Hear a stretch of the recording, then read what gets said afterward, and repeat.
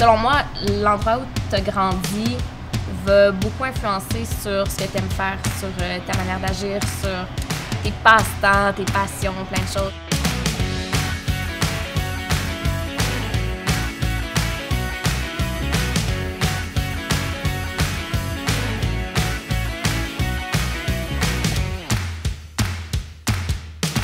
Alors, bonjour Sarah! Allô! Bienvenue à Ici Ailleurs. Je suis vraiment contente que tu aies accepté mon invitation, puis on va aller dans le feu de l'action tout de suite. Parfait! Puis je vais te demander, qu'est-ce que tu fais dans la vie? Moi, je suis collaboratrice de production en télévision. En fait, je me suis vraiment spécialisée en télévision, mais j'ai aussi fait certains projets en corpo et en publicité, mais je suis vraiment plus du côté de la télé. Puis, qu'est-ce qui t'a emmené à quitter le Témiscamingue?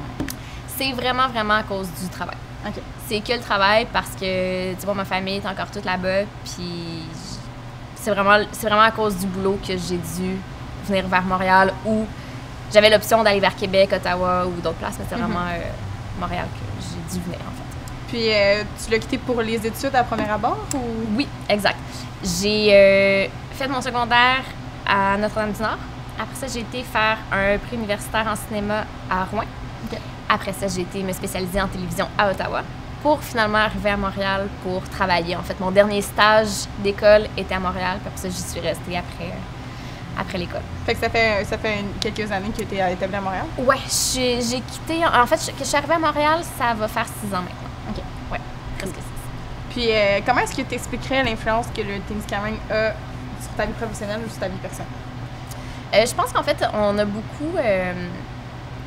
c'est les valeurs, en fait, je pense, qui sont différentes entre le Témiscamingue puis la ville, entre les régions puis la ville aussi. Il y a vraiment des valeurs qui sont différentes, qui impliquent, en fait, qui ont des répercussions sur le travail qu'on fait, sur la manière de parler aux gens, sur nos habitudes de vie, sur plein de choses, t'sais. Puis sur ta vie plus personnelle, est-ce que tu penses que ça t'influence? Le Témiscamingue? Ouais. C'est sûr.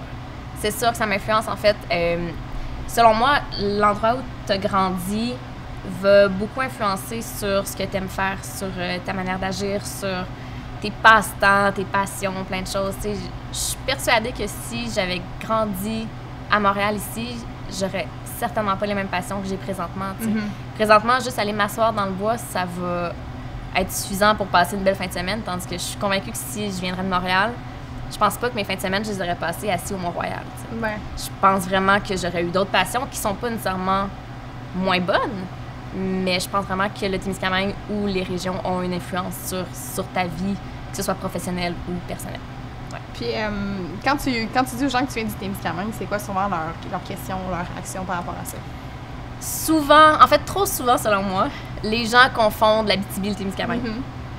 Ils voient pas la différence. Moi, j'adore dire que, en fait, pour moi, l'Abitibi-Témiscamingue, c'est comme le Saguenay-Lac-Saint-Jean. Tout le monde, peu importe à qui tu parles, qui vient du Saguenay ou du lac, va te dire, ben non, c'est pas la même chose. Ben, c'est la même chose pour l'Abitibi-Témiscamingue. Ouais.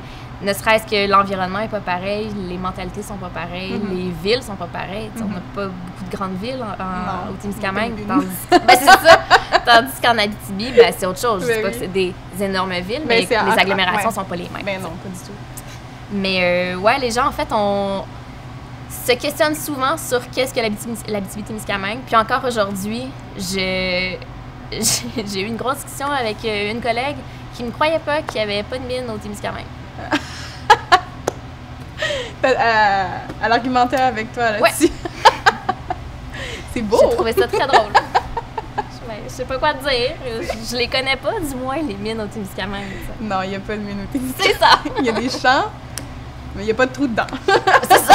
C'est ça, exact. Puis sinon, la question au contraire, quand tu parles à des gens qui sont restés en région, puis que tu leur dis que tu as décidé d'établir à Montréal, est-ce qu'il y en a qui sont un peu réticents ou qui ont des réactions par rapport à ça? Ben, c'est sûr qu'il y en a qui ont des réactions par rapport au fait qu'on a quitté notre région.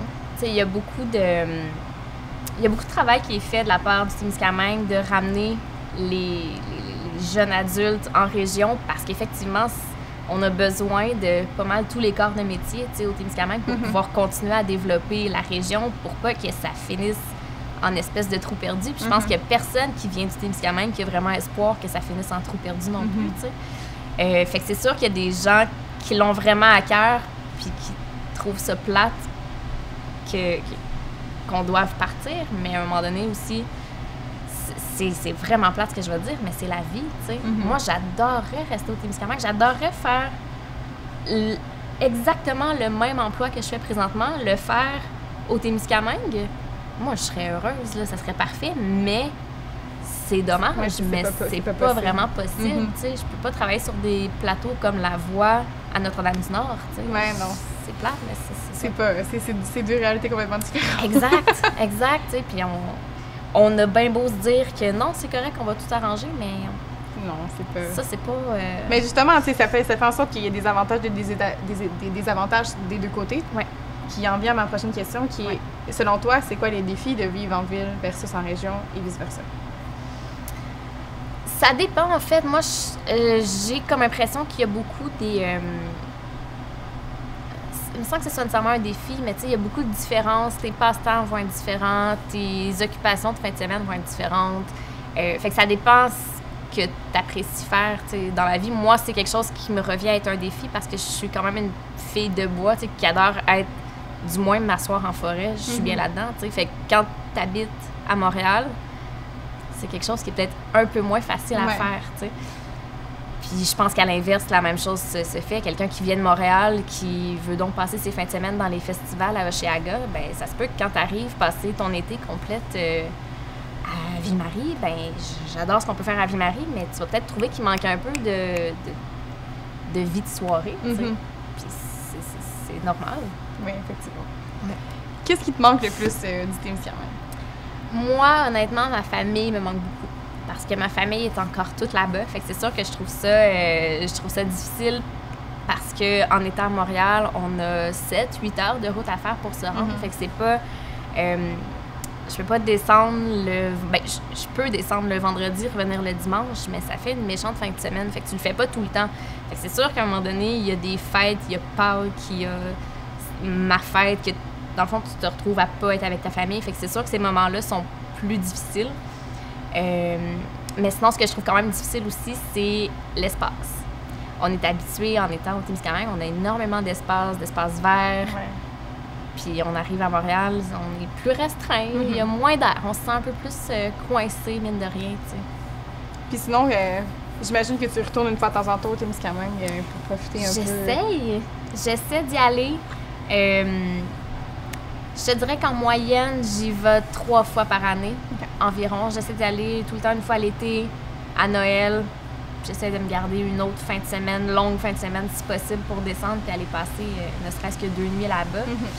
Mais c'est pas facile de descendre souvent parce qu'on a beaucoup de routes à faire pour se rendre. Tu peux pas faire une fin de semaine rapide. Non, parce que... oui, ça se fait, mais c'est pas reposant.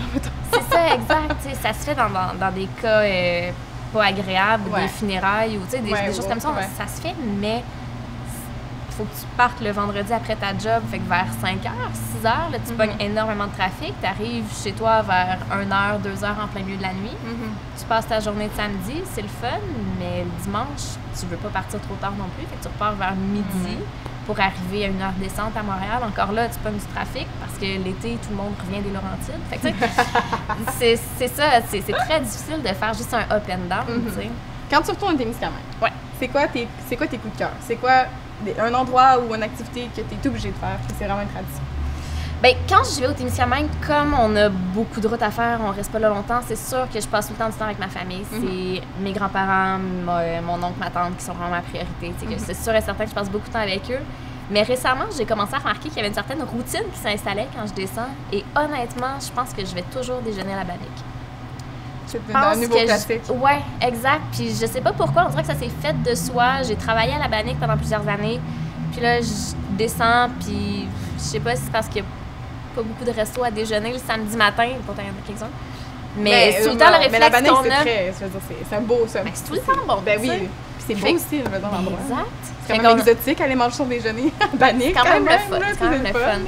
Fait que je sais pas pourquoi, puis j'y repense, puis effectivement, on dirait qu'il y a comme cette routine-là qui s'est installée dans les dernières années, même si on n'a jamais fait exprès en se disant classique 2 œufs bacon à la Bannique, mais on dirait que c'est... Une nouvelle tradition qui se dessine. Pour vrai, moi, je pense que récemment, on y a été beaucoup. Ouais. Puis sinon, en terminant, est-ce que tu réussis à entretenir un lien entre la ville et le Témiscamingue?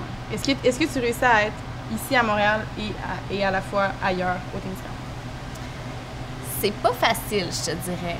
J'aimerais ça, avoir un lien plus fort, du moins.